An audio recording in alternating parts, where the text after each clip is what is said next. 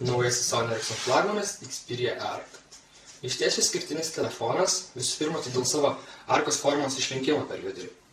Taipogi telefonas yra itin plonas, vos 8,7 mm storiausioje vietoje.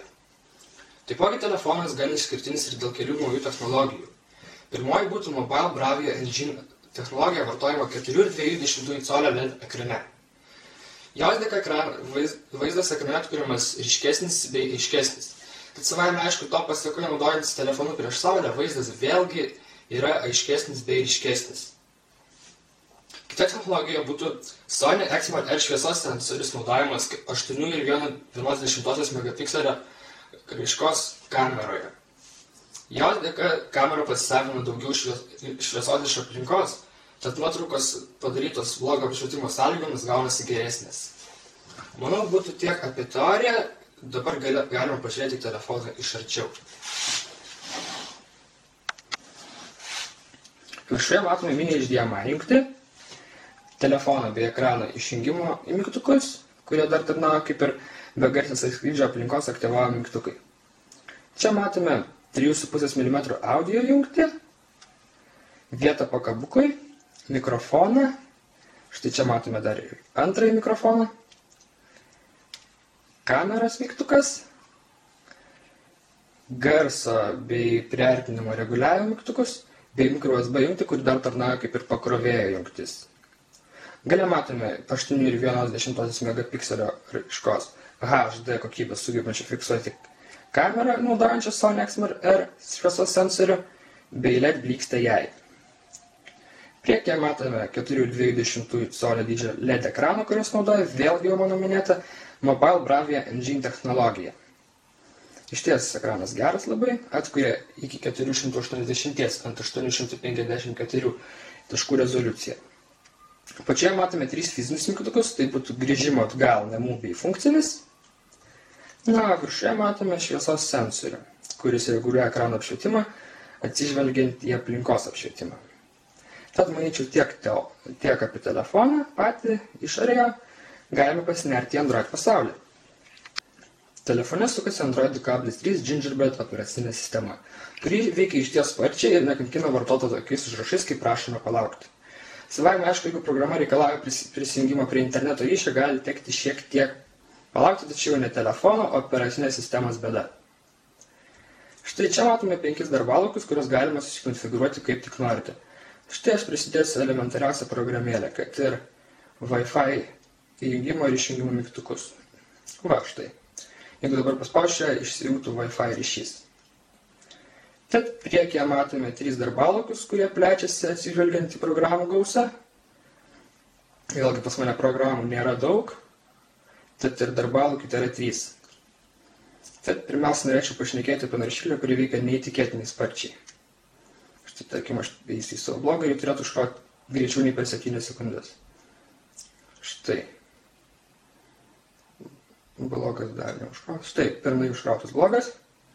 Galime laisvai naršyti, priartinti naudojant multitouchą. Labai sparti naršyklė ir nesitikiu, kad išvystytų į greitai veikiančią naršyklę per artimiausius kelis metus. Bent jau telefoninę. Tad galime tęsti. Štai labai įdomi Timescape programėlė, kuris sujungia Facebooką, Twitterį, žinutes bei skambučius į vieną servisą. Iš ties puiku, jeigu labai gerai gaudytis tarp savo Twitterio bei Facebooko draugų, nes šiaip labai lengva susimaišyti, kas kur yra. Taipogi matome, kameros norėčiau parodyti interfeisą. Iš ties paprastas. Štai. Fotografuojant funkcijų nėra daug, tik kelios. Tačiau visas gėris atsiranda filmuojant. Štai kiek funkcijų. Iš ties daugumos jų reikšmių nesuprantu, tačiau nemanau, kad tai yra esminis dalykas. Tai galim pamėginti per kiek laiko sufokusuos baltą vaizdą. Na, viskas nuotrauka padaryta. Štai galima pažiūrėti, kaip atrodo galerija nuotrauka. Štai pats telefono dėžutė. Na, kamera galiu pasakyti, kad yra turbūt viena iš geriausių tarp Androidų. O technologiją prasme skirčiau į pirmą vietą apskritai pasaulyje, kadangi į tokį ploną korpusą sutalpinti tokią kokybišką kamerą yra labai sunkus darbas. Apie Android marketą turbūt nepasakos, jau visiems aiškiai jo paskirtis. Taipogi kelios tokios programėlės kaip Facebookas, kalendorius, Play Now servisas, kelios programėlės elektroniniam paštui bei GPS-ui.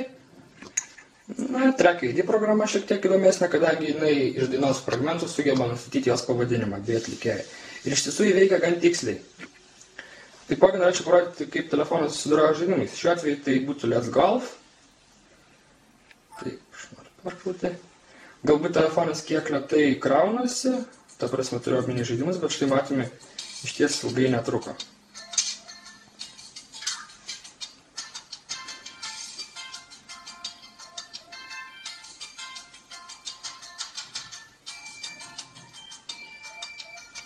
Iš ties galbūt veiksmo žaidime nėra mažai, tačiau potencialą galite sužinoti. Iš ties, jeigu norite sužinoti, kad telefonas sugeba, manau, geriausia būtų eiti į tą patį YouTube ir ieškoti, kaip kiti žaidžia žaidimus šiuo telefonu. Iš ties rimtesnius žaidimus. Kadangi tai yra tiesiog pasibandymui, laiką praleidimui žaidimas. Manau, tiek būtų apie šį naują Sony Ericsson flagmaną Xperia Arc. Čia buvau aš Vytautas ir mano blogas nerkus.lt.